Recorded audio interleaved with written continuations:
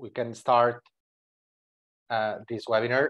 First of all, thank you very much. I'm Xavier Ginesta from the University of Vic, Central University of Barcelona, a lecture in sport marketing and sport management and sport communication. Thank you very much as the Director of the Department of Communication to be in this webinar. It's a pleasure to have in this webinar Professor Daniel Reich, who's an expert on geopolitics and sport, both all geopolitics, sport, and the Middle East. We are going to start this webinar giving the floor to Professor Maria Jose Carvalho, who's going to introduce our speaker. Thank you very much from the University of Vic, Central University of Catalonia to attend this session. Maria Jose. I ask you to Xavi to do a little exposition about the per letter, if you don't mind. Yeah,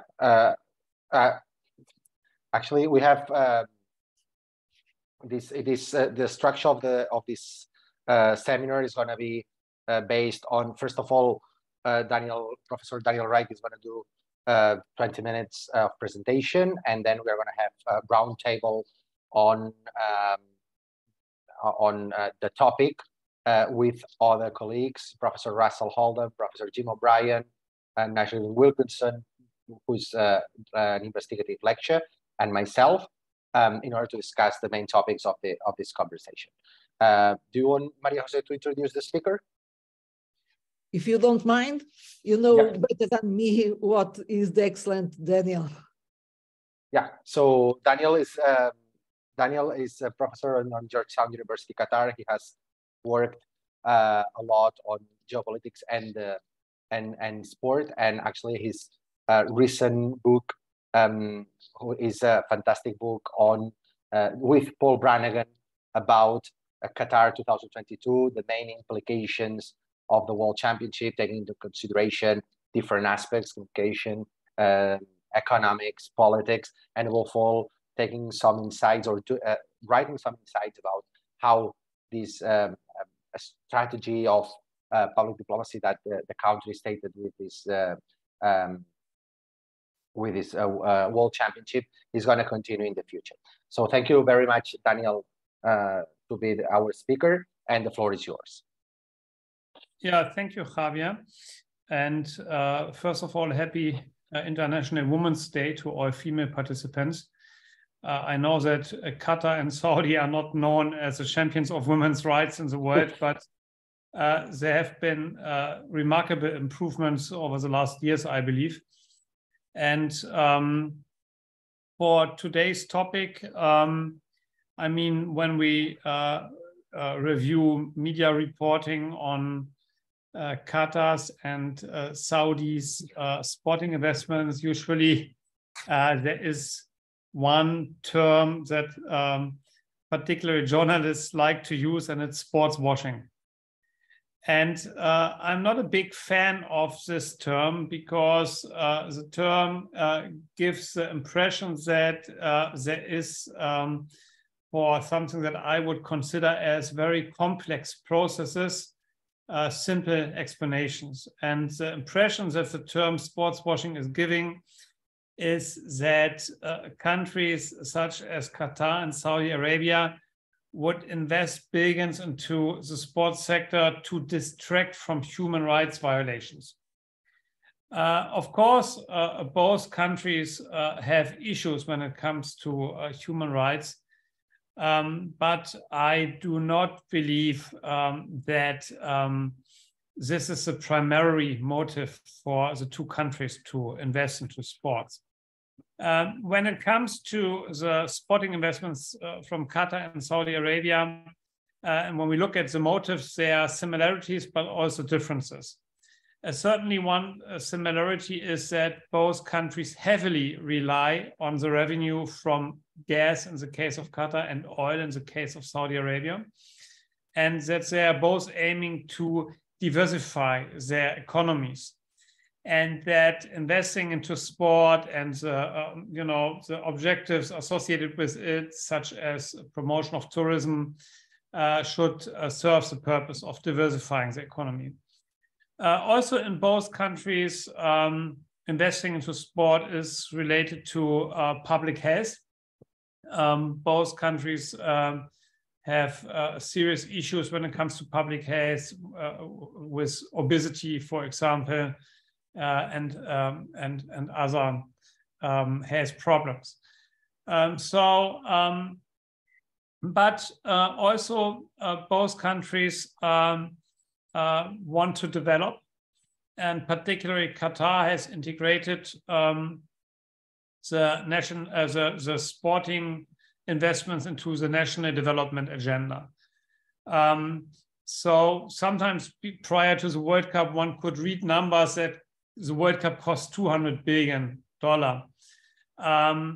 I think these numbers are misleading because when we look at the investments, of course, the stadiums were built for the World Cup, but everything else is part of the general development agenda.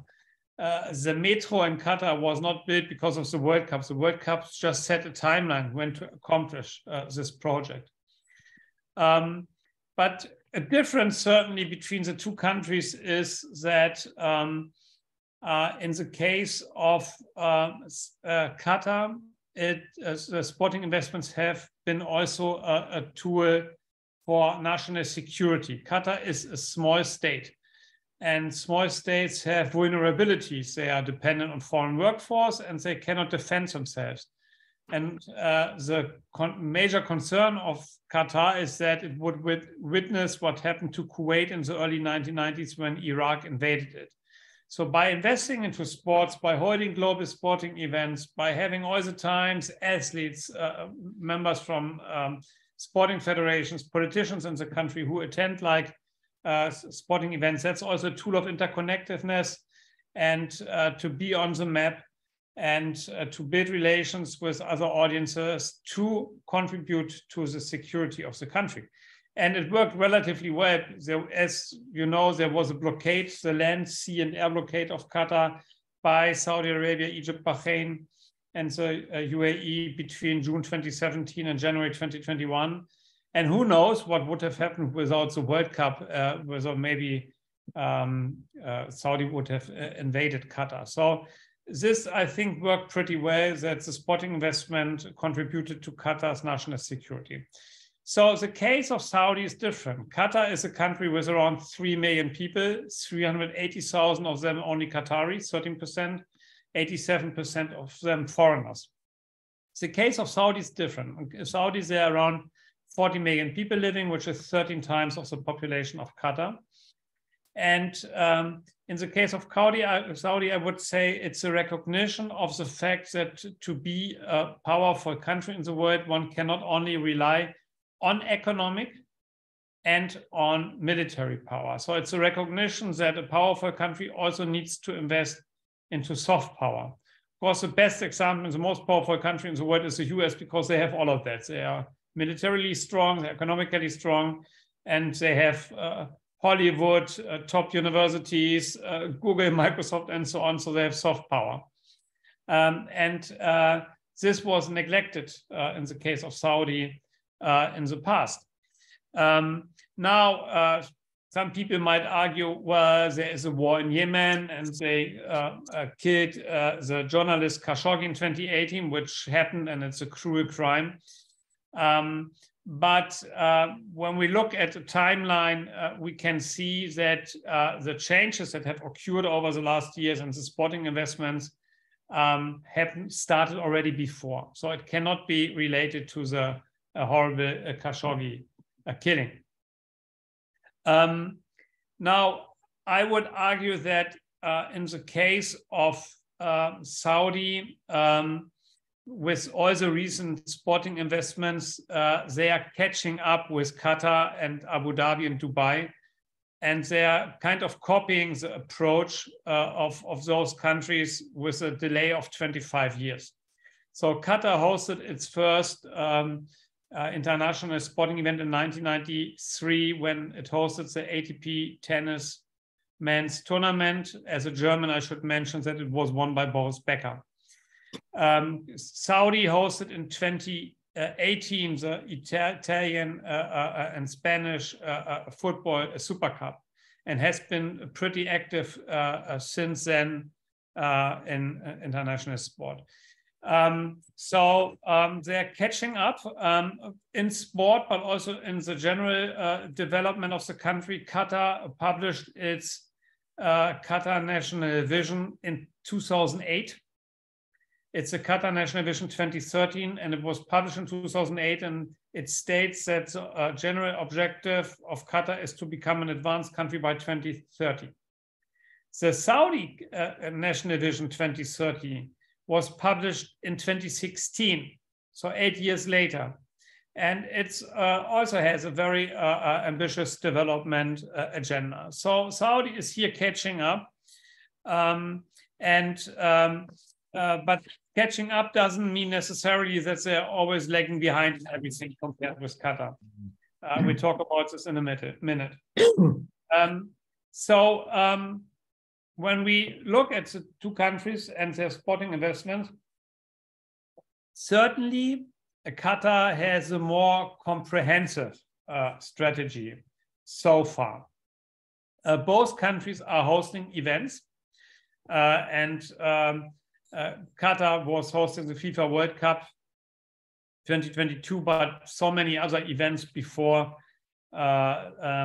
Next year, they're hosting the football Asian Cup, which was supposed to happen this year in China, but China withdrew because of COVID. So it's already the third time that Qatar will host the AFC Asian Cup. They will host for the second time in 2030 the Asian Games. They hosted it before in 2006.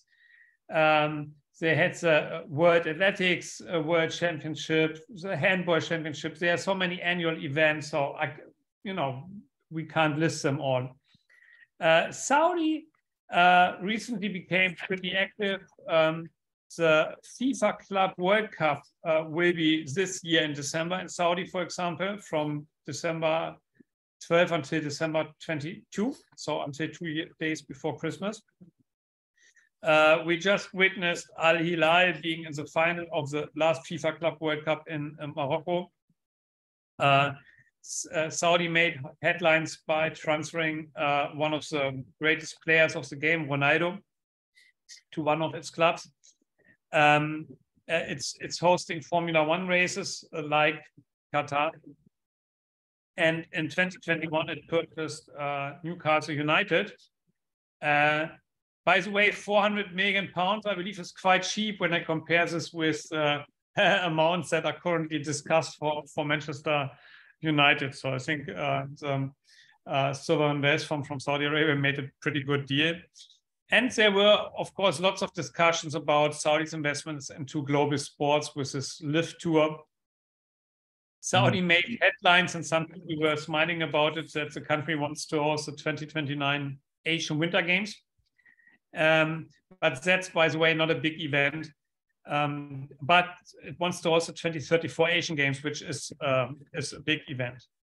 And so when it comes to hosting events, they are both doing pretty well. And I don't think one is a prophet when one predicts that they will continue being quite active when it comes to hosting. We also need to see the global picture. I mean, we had a pandemic. There is a Russian invasion of Ukraine, which has affected many countries' energy security, and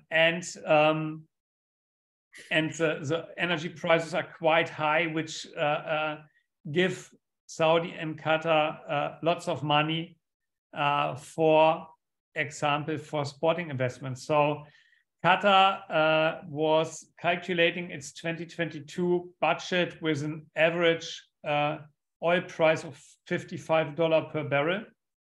But the average oil price last year per barrel was $101. So Qatar made a surplus, a budget surplus of around $25 billion. So energy, as long as the energy prices are high, I think both will be quite active when it comes to hosting events. Then they both purchased clubs. I mean, Saudi, Newcastle United, Qatar since 2011, Paris Saint-Germain. They have a small club in Belgium, Eupen, and now there are big discussions about Manchester United. I certainly know other leagues, and the Premier League has so much global exposure, so that makes sense to go for a Premier League club. When it comes to sponsoring, Qatar Airways they used to be a sponsor of Barcelona. They're sponsoring now Bayern Munich. I just wrote a paper, it's not yet published, on Qatar Airways, and I started a table with all their sponsorings, and I think the table is 3 pages, so it's really a lot in a variety of sports. And now Saudi also starts to do lots of sponsoring. For example, in the Visit Saudi, the tourism agency is sponsoring the Women's World Cup this year in Australia and New Zealand, which I know raised some critical discussions.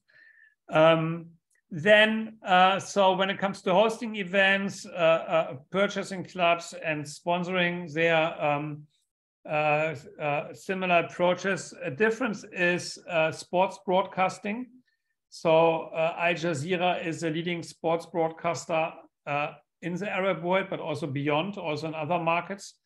And it holds the rights to major competitions like Champions League or Premier League, Bundesliga.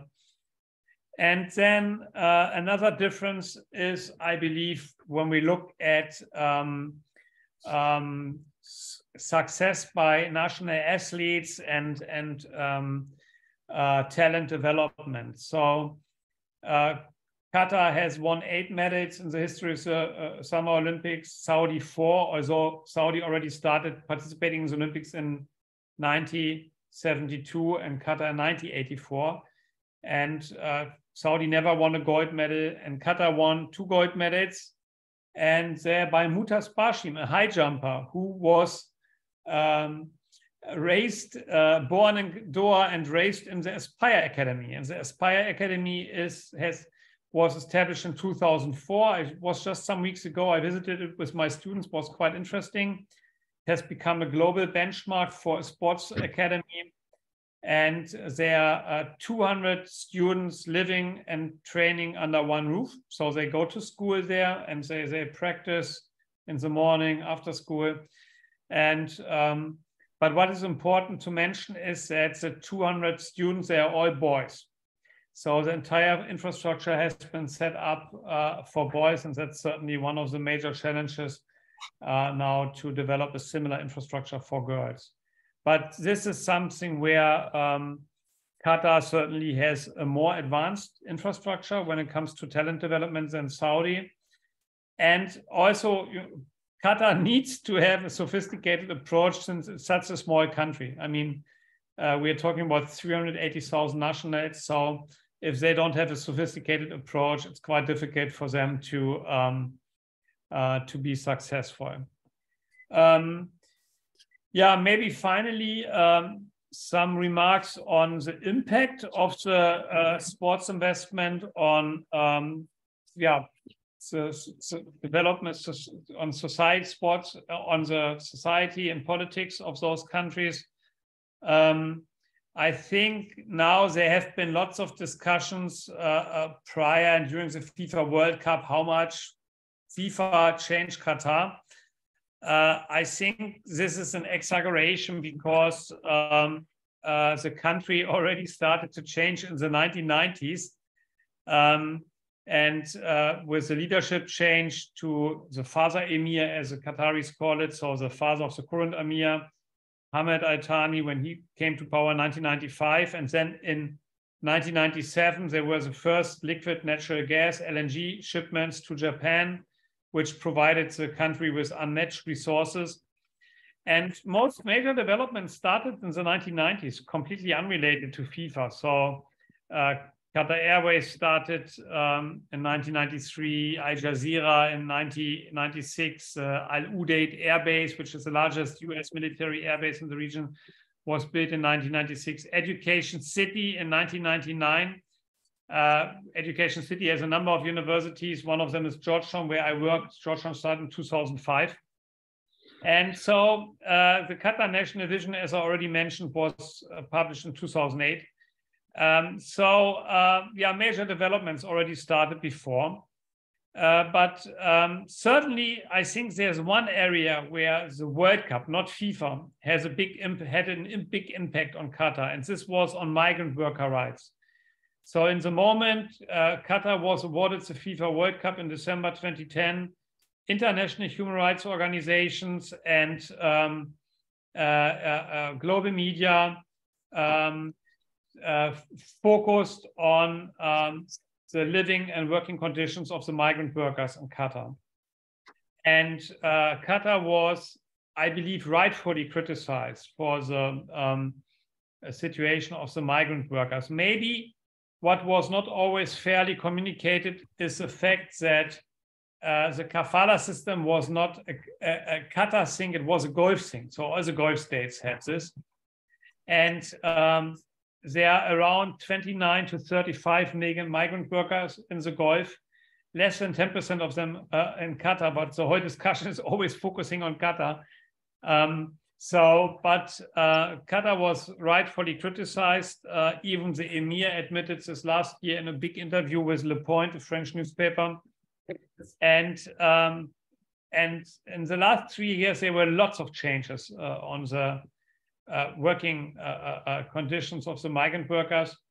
Of course, one could argue they came too late when most of the infrastructure was already established, but lots of changes happened. So Qatar introduced a minimum wage, the first in the region.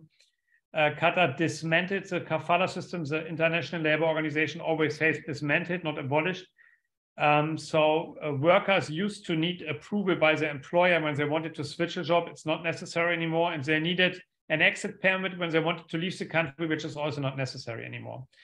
And maybe the most groundbreaking reform was in 2021, when the summer working hours where outside work is not permitted were extended. So since 2021, from June 1st to September 15, outside work is not permitted anymore from 10 a.m. until 3:30 p.m. And I think that's groundbreaking.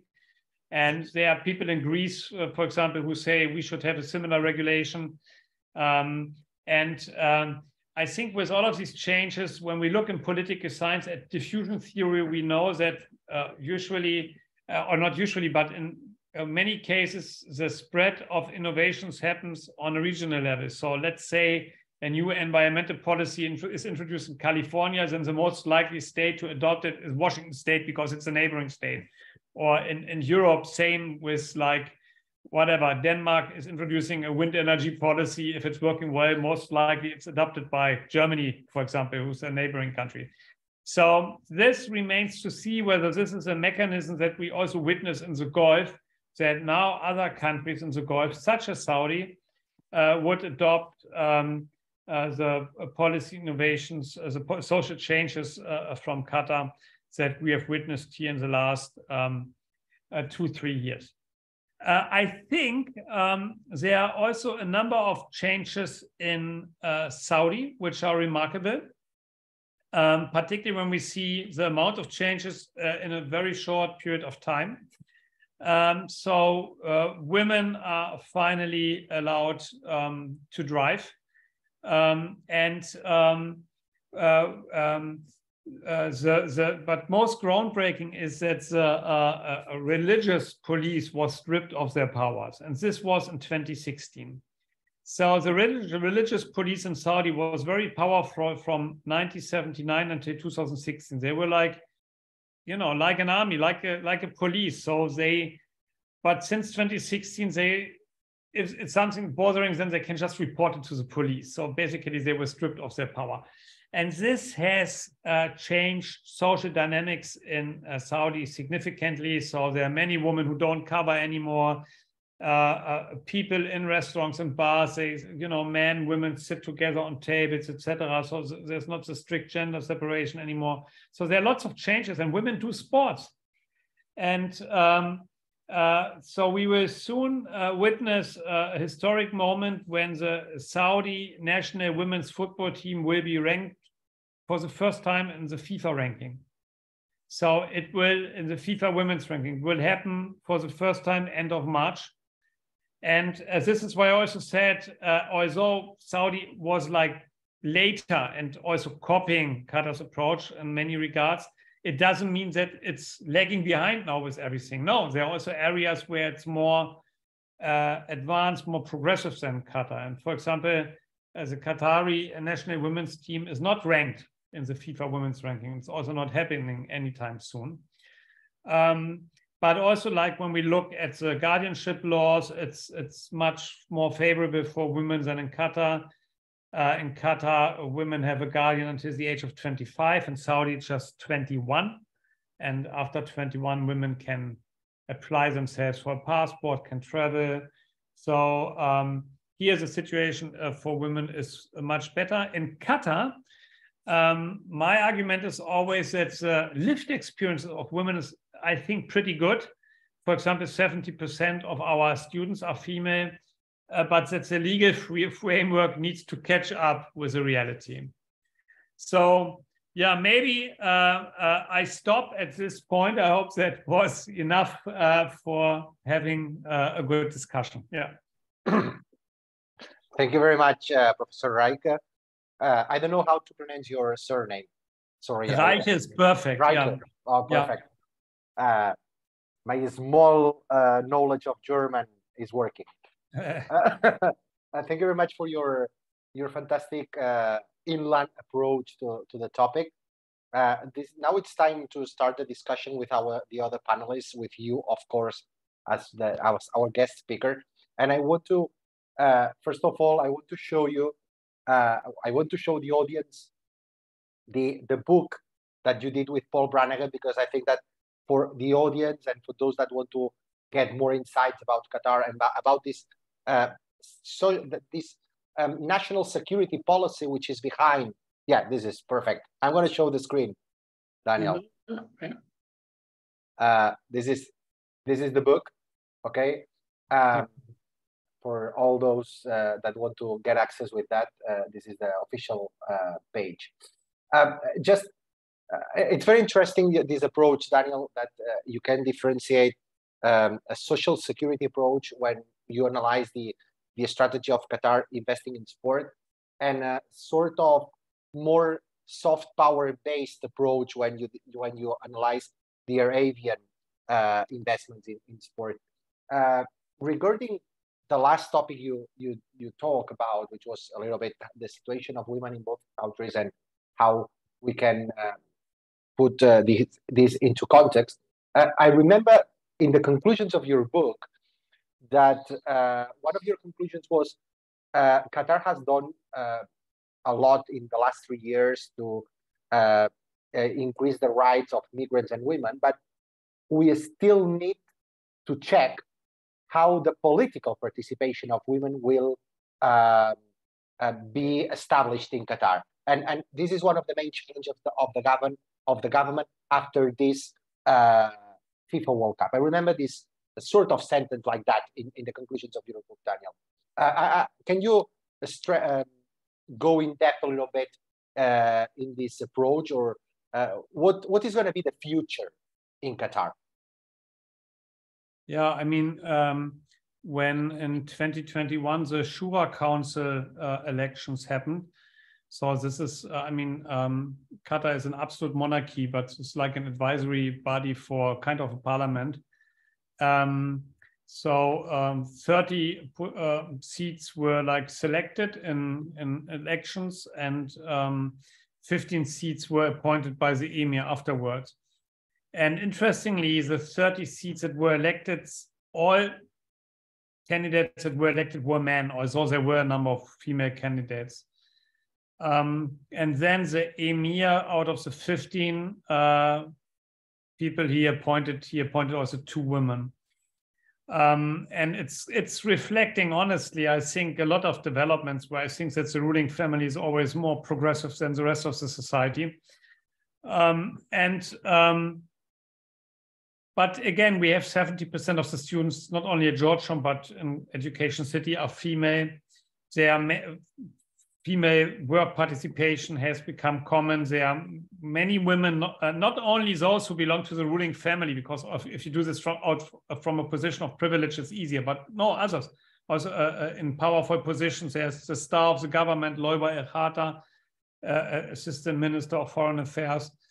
But certainly most interesting, I believe, in the future is how the guardianship system will evolve in the future, because that's the main difference between men and women, is that men becoming adults in the age of 18 and women with 25. So until 25, they need allowance for leaving the country, for working, for everything. And of course, you know, Qatar is an academically oriented society, and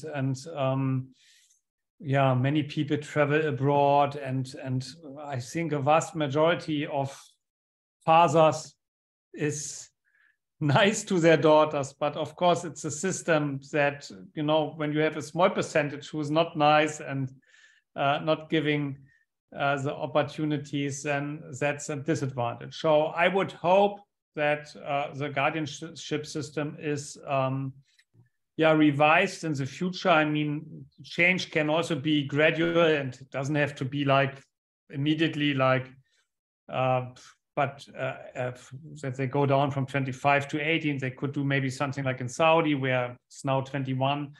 But that's certainly one of the most interesting areas to monitor what's going to happen with the guardianship system. And as I said before, my argument is always that the legal framework should catch up with reality, because women are already like students and in the workplace and in important positions. Yeah. Okay, thank you very much, Daniel. We can start the conversation. Maybe Russell, Jim, you can offer new ideas to discuss. Russell and Jim, like me, we also edited the book.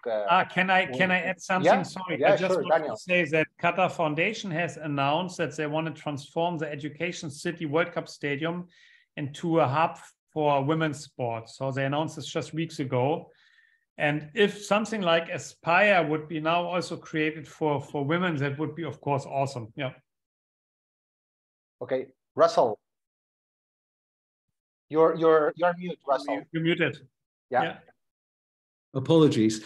Yeah, I was really interested in this issue of the catching up that you were talking about, and how it is quite nuanced in the sense that in terms of time frame, there's catching up, but in other ways, Saudi Arabia seems to have picked up on certain things very, very quickly.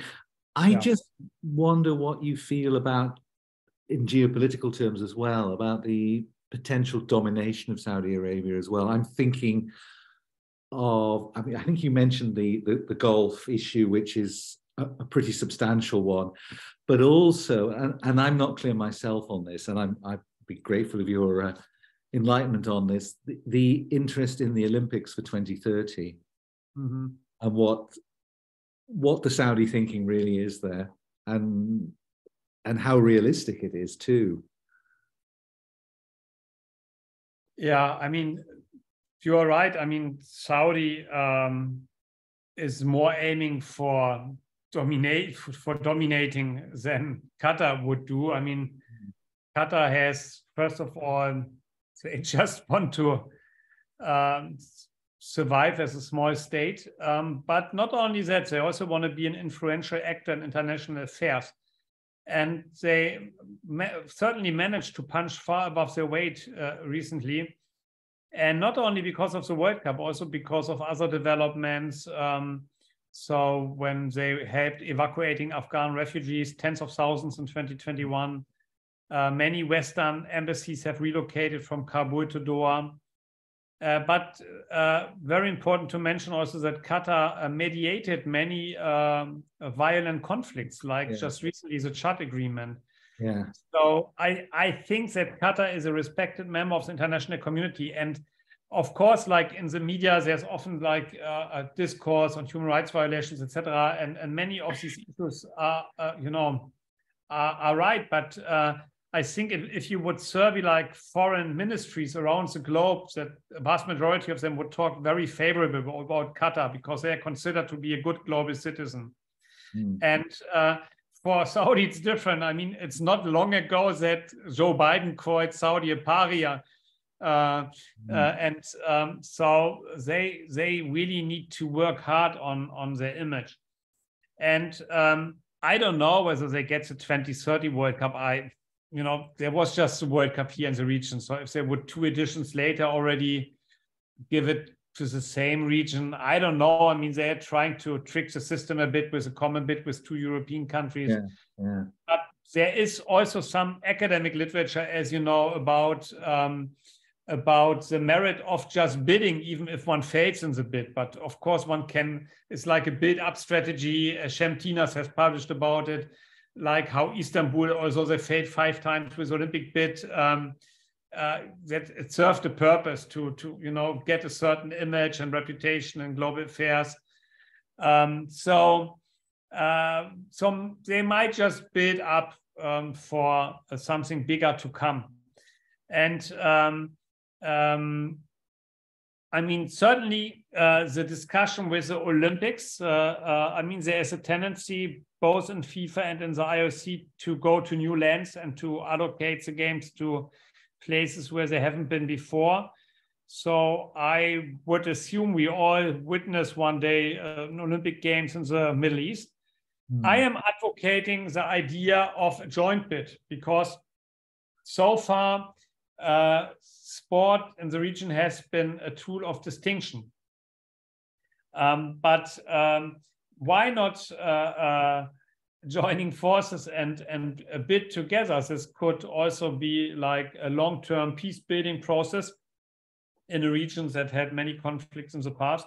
And we have a global trend of co-hosting. The next World Cup is in the US, Canada, Mexico, when we are European. So most European championships in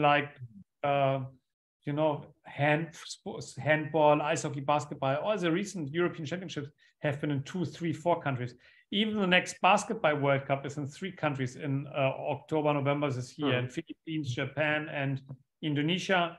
So that's something I would like to see, but this is a story that still needs to be written, sport for cooperation and not just distinction.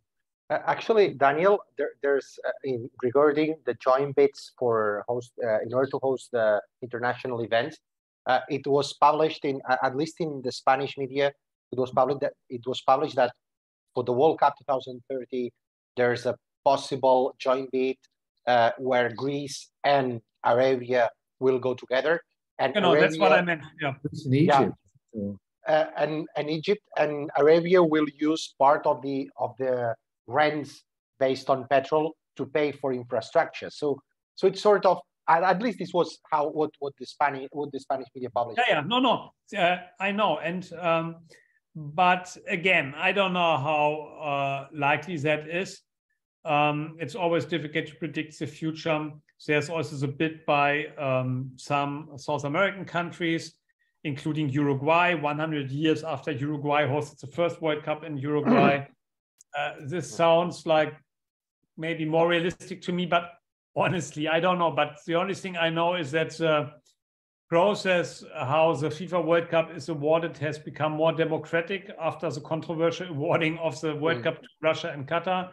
It used to be just the FIFA Executive Committee, 24 men voting on the next World Cup host. Now it's the entire FIFA General Assembly. It's 211 votes. 2026 was voted for the first time with a new system. The US got 130-something vote. Morocco got 60-something vote. So I would assume at this point it would be difficult for Saudi to get a majority of the 211 votes at this point. So, also Qatar had to build up to getting the World Cup. And so they might just like further prove that they can organize well events, etc. But it's just my speculation. It's always difficult to predict the future. Yeah. Yeah. Jim, Maria Jose, Nasrin, do you want to add something? Very briefly, I won't take much time as I want others to come in. Thank you, Daniel, for very good presentation, keynote which touched on many things. To start with a brief observation, there is the precedent of Mexico having hosted World Cups, 1970, 1986, I know there are specific circumstances, so I certainly wouldn't rule out Saudi either on its own or in collaboration hosting the 230 version, especially with its enormous financial power. Two questions, really. First one is, with the battle for the petrodollars, is it inevitable that Saudi will win? That's the first question. Secondly, are Saudi Arabia and Qatar, are they rivals or collaborators? That's it, yeah. Yeah, so far they are rivals. But I mean, there was a special moment in the World Cup when the Emir was wearing a Saudi scarf after Saudi had beaten Argentina, which was like a moment where the whole Arab world was happy about, although Saudi is not the most popular country in the region. But I mean, it was overall like a moment of pan-Arabism, also with the successes of Morocco.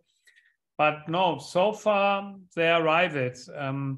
But since January 2021, since the end of the blockade, the relations between Saudi and Qatar have developed quite well.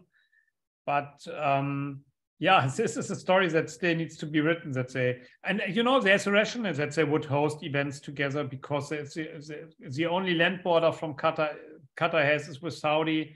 And also Saudi has much to offer. They have a much more diverse geography. Qatar is just desert. Saudi has mountains.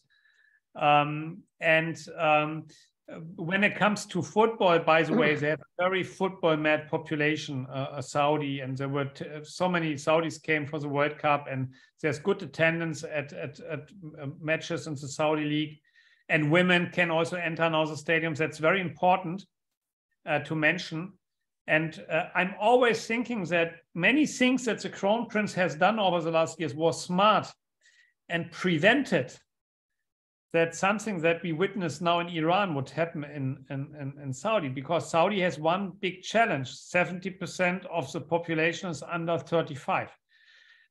So, and if you, and the protests in Iran, they are about this lack of freedom, that you cannot choose how to dress and what you do. And and they still have the religious police that was stripped of power in Saudi in 2016. So I think, yeah, when we compare Iran and Saudi, that's interesting, because I think all the changes that the Crown Prince has done over the last years have prevented such a situation to happen as it's now in Iran. If you don't mind, I put one question. Yes. Thank you very much, Daniel, for your thoughtful keynote address to Spring. Your insight and advice was much appreciated. I have only a little question. How is this day in Qatar, the Women International Day? Lots of activities, and there were like skyscrapers, like in, you know, with slogans, etc. So I think it's interesting because it's a little bit like with women's sport. It's endorsed by the leadership, by the government, but the main obstacles are cultural obstacles. And I'm always saying you can change an infrastructure overnight, which Qatar has done. They were 100,000 people in 1980. They are now 3 million. And they had like one hotel in the 1980s. Now there's an impressive skyline in West Bay. So they have changed the infrastructure overnight. But with culture, it's more generational thing, you know. And I see it with our female students. I mean, most of them, they have, when you have class discussions, very progressive views, etc. But many of them are not comfortable doing sports in front of men. So, so for example, our football league in Education City is in a women's only setting. So men cannot watch, different to the basketball league. Basketball is in a mixed gender environment. But I know when I traveled for the first time to Qatar in 2013, I believe, I interviewed the then coach of the national women's team, and she was frustrated. She said she goes to the schools, she's scouting the girls, then she's inviting them to the national team practice, and most of them decline because they know national team is playing in front of men, etc. So that's, I think, more something generational to change this. And maybe also it's not, you know, of course you come from a country like Germany and you have your views and values, but now I really think maybe it's not so important even that they have a successful national and women's team. I think at this stage it's just more important that girls do sport. And even if it's in, you know, women's only environment and men cannot watch whatever, but I think that's step one, is that it's becoming like common to do sports, and then the daughters will do sports, and there will be more which can also do it in mixed gender environments, etc. And I think when it comes to this, there much progress has been made over the recent years. I can, at least for my students, it's very common that they would go in gyms, and yeah. Okay, I want to give the floor to Nasrin Wilkinson, our investigative journalist from England. Nasrin, the floor is yours. Thank you so much, Xavier. That was really interesting. I'm absolutely delighted to be here because, you know, I don't often hear such a depth of knowledge and understanding. And Daniel, I just think what you said, how you gave us the background to Qatar and Saudi Arabia, but really Qatar I'm really interested in, because as a journalist, people are and did write some terrible headlines, and we know that there's human rights issues. That all came out, and good has come out of it. But I'm really interested in hearing the background, and it's really good to have this sort of level of depth that you seem to have, which I'm as a Muslim woman who's been brought up as a Muslim here in England, I think it's really interesting how Muslims are perceived everywhere in the world, but also being brought up as a strict Muslim. And then really I came away from that religion myself because I decided I wasn't very religious. I understand what you're trying to say, that women, you know, who want to, you know, they don't want to go and play sport when men are watching. I completely understand why. You're brought up in a different environment, in a different religion, and it's not going to be for everyone. So I understand all that. What I'm really interested to understand, you know, what kind of access do they give journalists in Qatar? Because I know it's very difficult in Saudi Arabia, because I think we do need like really open-minded journalists to go there and travel there and be part, and to see what's really going on, and, you know, understand, and not just, because I'm not one of those journalists that would just write really terrible headlines. I would be interested in really developing my understanding of Qatar or Saudi Arabia. That's something that's, I mean, one reason why there has been so much reporting, negative reporting about Qatar, is also that it's so easy to access Qatar. I mean, you can easily, with a British passport, for example, or Spanish passport, German passport, you can just travel to Qatar, and when you contact like government officials, etc., it's not always easy. So many might not respond to you, or might be not motivated to give you an interview. Although with the Gulf crisis, the country became a bit more professional as they set up the government communication office. So they're responding now a bit more professionally to inquiries. But, you know, there is, I mean, I have all the time journalists in my office, because you have Western universities, think tanks, so there are lots of people you can talk to. And I mean, also representatives of human rights organizations admit that Qatar is the most open country in the region, so they can easily travel here, they can schedule appointments in the ministries, they can access information. There is an International Labour Organization office here since 2018. That's simply not possible in any other Gulf state. And I can just repeat, there are, according to different estimates, 29 to 35 million migrant workers in the Gulf. We just talk about Qatar. there are less than 10% of them in Qatar. We just talk about Qatar for a reason, because Qatar is easily accessible. And of course, it was hosting the World Cup, which put it under the spotlight. So I have, instead of an answer, I just have also a question. I have a question: will we see something similar now with Saudi happening, where Ronaldo is there, living there with unmarried, as I just learned yesterday? So he's unmarried, he's not married with his partner. So now with the FIFA Club World Cup this year happening in Saudi, they have bought Newcastle United. Will we also have now more reporting about Saudi? Because, there have been many positive developments, many social changes in Saudi, but there are also still many shortcomings, and we don't even know the real situation of the migrant workers in Saudi. I mean, human rights organizations should also put more focus more on the situation of them in Saudi, because they are, when it comes to the quantities, the largest number in the Gulf there. So yeah, it remains to see whether now Saudi will be also more in the focus, and whether they will witness something similar to Qatar over the last years. Yeah. But I agree that many reporting about Qatar was just like driven by stereotypes and double standards, and also Islamophobia. When we compare the coverage on Qatar with coverage on China, Russia, for example. And also, there were often articles just like copy and paste from years before, without like recognizing the changes that have happened.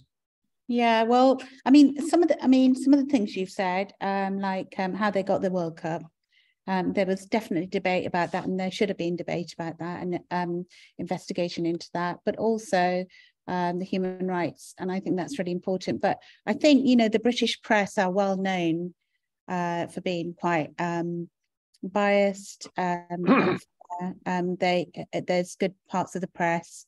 There's lazy journalism, there's outright bad journalism, there's racism, and it's a really difficult place to be in. And, even the British people find it very difficult, the British press. So I completely understand, what you're saying.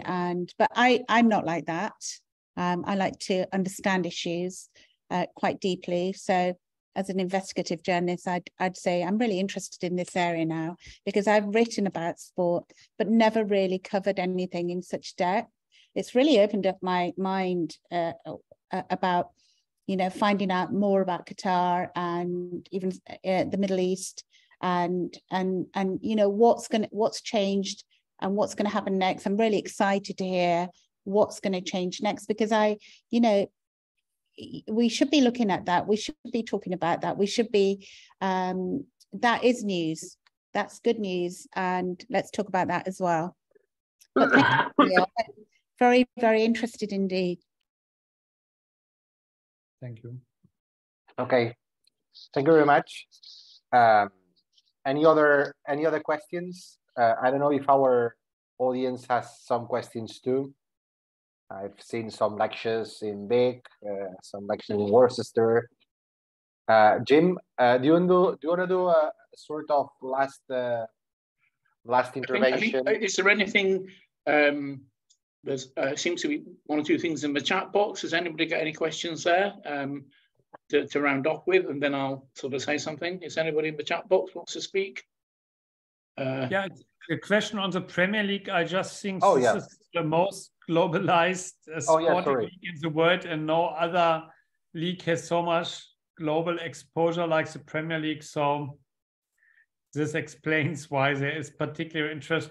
And I mean, Qatar has been quite successful with Paris Saint-Germain. But yeah, I think a Premier League club would have more global exposure than.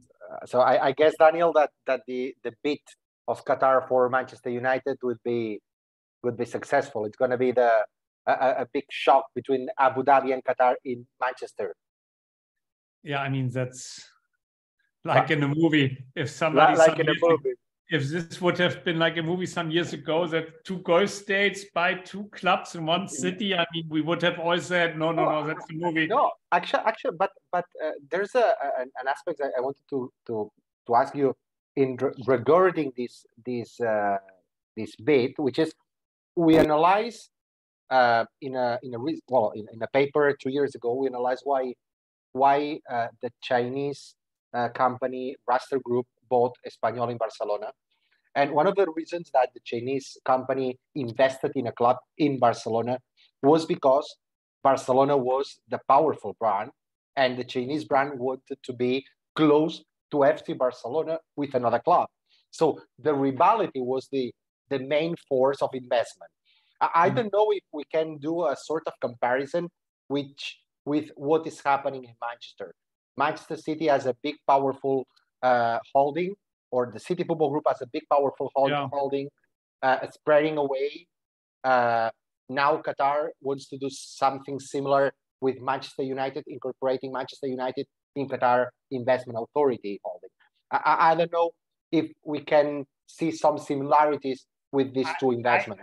Yeah, Javier, but maybe also, I think Qatar also had conversations with other clubs. I mean, it's also the question of which club is available.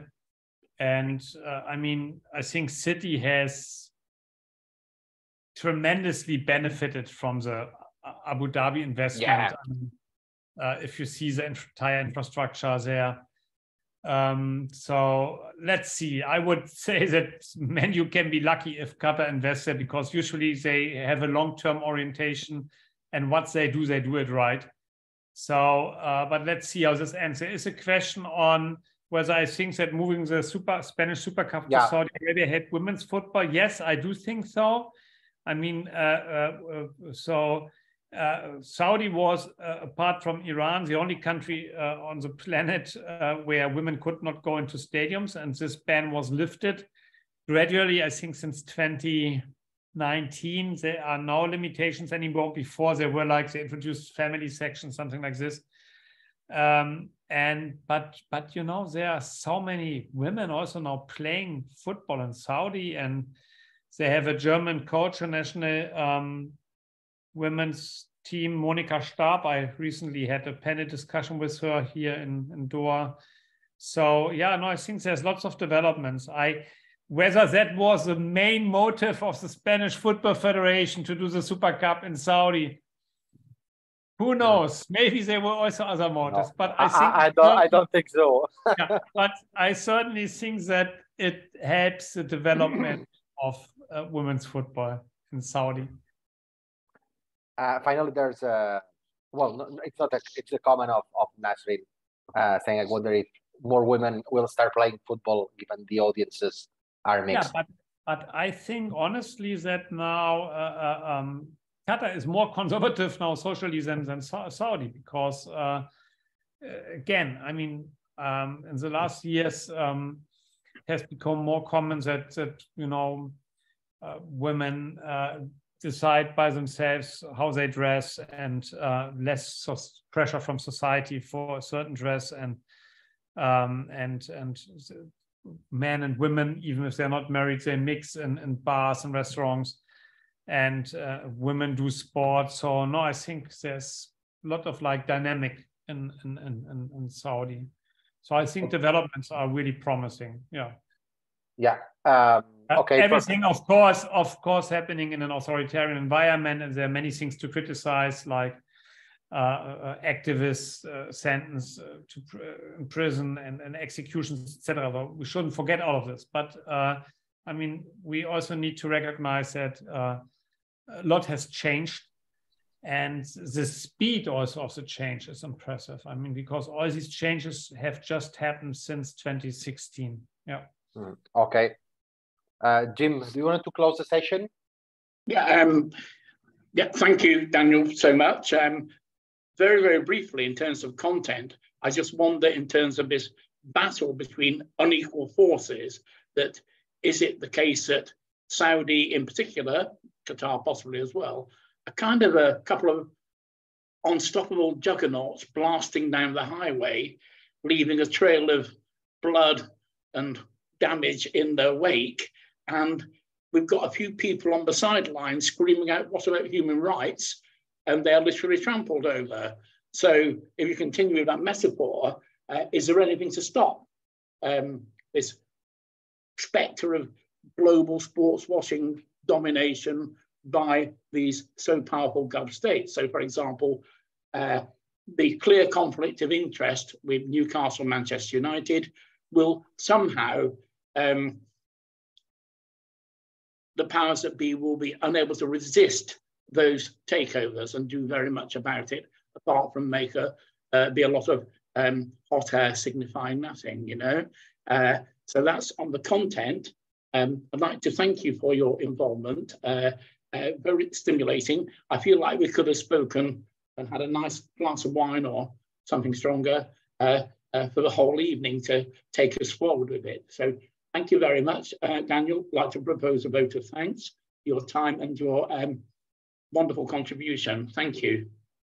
Thank you. Yeah, thank you very much, thank you Daniel. for the discussion, everybody. Okay. Yeah. Do we need to say a bit more now, Xavi, on the sport globalization identity?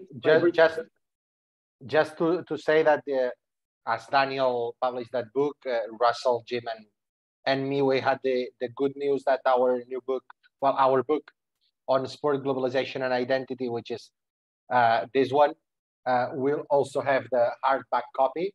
So I used the paperback copy, sorry.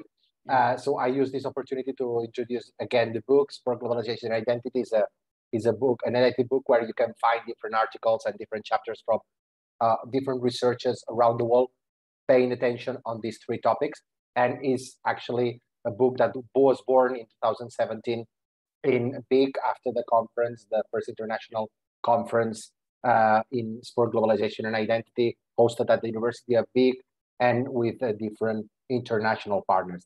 So this is a good news for us, and I hope that this can be the first webinar of other webinars where, Daniel, you can take part if you want again, and this can be a good relationship. Nasrin too, Maria Jose, thank you very much. And yeah, so if anybody wants to, we've already got a potential list which will be circulating through the Spring website, and if anybody feels so inspired by today's wonderful utterances that they wish to host a webinar, invite speakers and so on, very much welcome. I would say on the sport globalization identity, you might think that £38 isn't cheap for a paperback. It certainly isn't, but everything is relative. If you notice the hardback, it rocks in at £130, so you're getting a bargain with the paperback.